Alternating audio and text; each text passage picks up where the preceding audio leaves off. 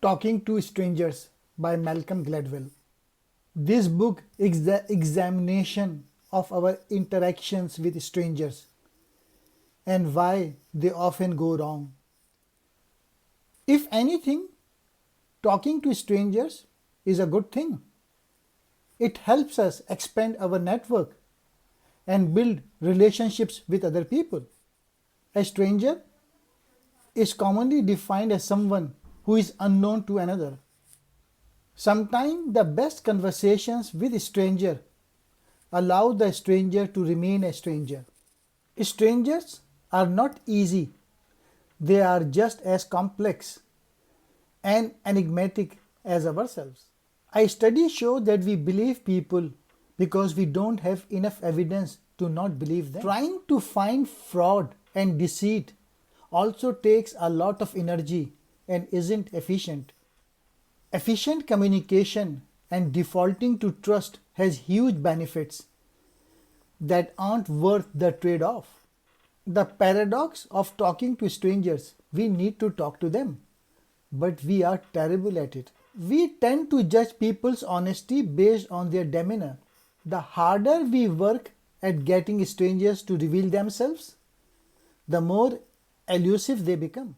We should accept the limits of our ability to decipher strangers. Understanding that people's behavior are more closely linked to the context of where and when we encounter them. In 1938, Chamberlain, then PM of Britain, went to Munich to meet with Hitler. His purpose was to get a read on Hitler's character. Initially fearful of the possibility of war, Chamberlain left thinking that Hitler was trustworthy.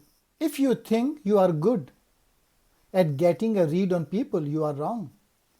Everybody we see has different experiences and perspectives, and it is hard to tell what they are thinking. Gladwell dissects why we are so bad at judging others and what to do about it. You are overestimating your ability to read what people are thinking or feeling.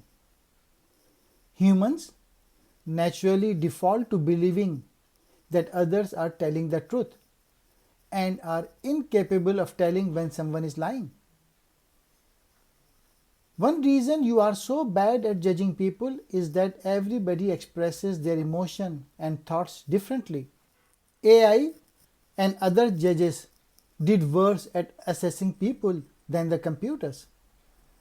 In one of the Harvard study, they found that the defendants that the judges gave bail were 25% more likely to go out and commit another crime than those the computer would have chosen. Knowing when other person is lying is not something that humans are good at. Our default is to believe people are telling the truth, assuming it until we have enough evidence that they are lying. A psychologist participants were asked to tell who was lying in a mock scenario of people talking about a test they had taken. After multiple runs of the experiments, results continue to show that people can accurately determine a liar only 54% of the time. There is no uniform way that every person expresses themselves, so it is hard to tell what is really going on inside their head.